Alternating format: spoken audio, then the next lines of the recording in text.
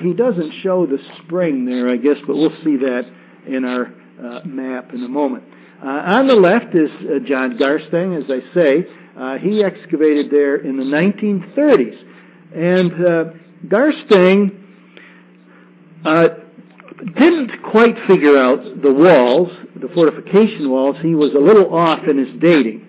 But he did find the city that was burned by the Israelites, a bit of it.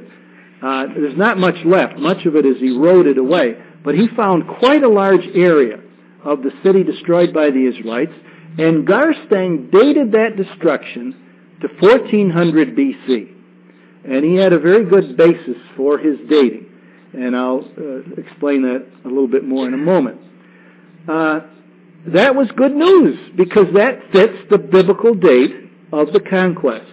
And so everybody was at least evangelical Christians, were very pleased with that result, and it found its way into a lot of different books back in the 30s and the 40s, and it seemed that, boy, here's a perfect example of how archaeology backs up the truth of Scripture.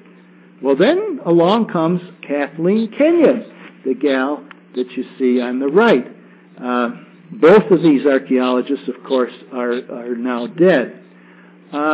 Kathleen Kenyon went back in the 1950s and re-excavated the site. They're both English, and in fact, Garstang is the one that got Kenyon involved with Jericho, because he had asked her to kind of look over his results, his findings, his conclusions, to see if she was in agreement, and she was not in agreement. She published an article, even before she went there to dig, saying that Garstang's date for that destruction was wrong, that 1400 date. She said, no, from what she could see, that destruction happened 150 years earlier, around 1550 B.C., and she said it was probably the Egyptians who destroyed Jericho, not the Israelites, even though there's no record anywhere that the Egyptians campaigned in the Jordan Valley.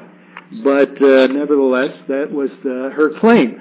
And then she went there to dig in the 1950s, and what do you think she determined based on her excavation? Well, she determined that her analysis was right, and that the city was destroyed in 1550 B.C., not 1400 as Garstang had claimed. Well, her basis for that is very, very shaky. Let's have a look at the mound of Jericho and some of the areas that have been excavated. We have on the left a plan of the tell, and you can see these colored areas that have been excavated. You can see how a great deal of the mound has been dug up over the years. Now, Garstang was not the first major expedition in the 1930s. There was an earlier one. A German expedition went there in 1907 and 1908, and they dug these areas in blue that you see. So they did quite a bit of work around the tell. They made a couple of major discoveries, even though at that time techniques were quite primitive and they weren't able to date their finds very well. They still did some very important work. First of all, they were able to trace this outer wall that I mentioned earlier. They were able to trace it around about 3/4 of the tell. Now, over on the east side, over here, that wall is gone because there's a modern road through there. And you can see the road on the aerial view right here. And that was there back in 1907 when they excavated. So that when they cut that road through there, they dug away the east side of the tell, unfortunately. We talked about the spring. That's right here. And there's a modern reservoir there, which the people of modern Jericho still use today. And you can probably see it on the aerial there somewhere over in here. Then the second area that the Germans made an important find was up here to the north. And we'll come back to that later. Here they found some homes built near the city wall, which ties into the story of Rahab. We'll come back to that area later. Now, when So when Garstang came along, he dug these areas that you see in red right here. He was interested in those fortification walls, so he cut a number of trenches through those fortification walls, and he found evidence that the walls had collapsed out and in. One wall collapsed out, one wall collapsed in. Problem was he was way off in his dating. Those walls actually go back to the time of Abraham. And the wall of Joshua's day was a different wall, and Kenyon straightened that out. But over here on the southeast side of the tell, in this area, is where he found the burned remains of the city destroyed by the Israelites, and which he correctly dated to about 1400.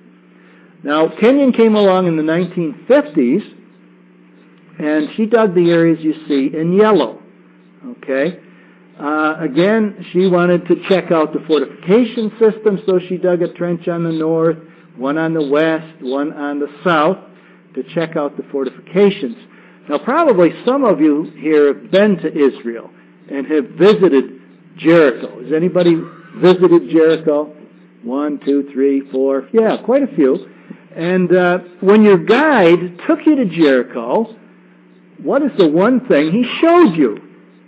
Right over here, he showed you the big Neolithic tower that Kenyon claimed goes back to 8000 BC. Well, that's right here at the end of this western trench. And then the guides don't bother to show you much else because they don't know anything about the archaeology of Jericho. The more interesting stuff to see is down at the end of this trench right here. Now, when Kenyon dug her north trench and her south trench, she only came up to that lower wall, and then she stopped, both the north and the south. But here on the west, when she came to that wall, she continued the trench through the wall to the area outside the wall. And here she made an amazing discovery, and we'll look at that in a minute. So that is a very important area right there. Now, since the 1950s, there was no further work at Jericho until 1997. And there is yet another expedition working at Jericho, this one under the sponsorship of a team from the University of Rome, an Italian team. They're working in conjunction with the Palestinians. I'm going to show you just a couple of pictures later on from their dig, and their areas are not shown on this plan, but we're going to look at an area right here where they have kind of opened up the area at the end of Kenyon's West Trench and excavated a good deal more in this area. And again, what they have found is extremely significant as far as the dating of the destruction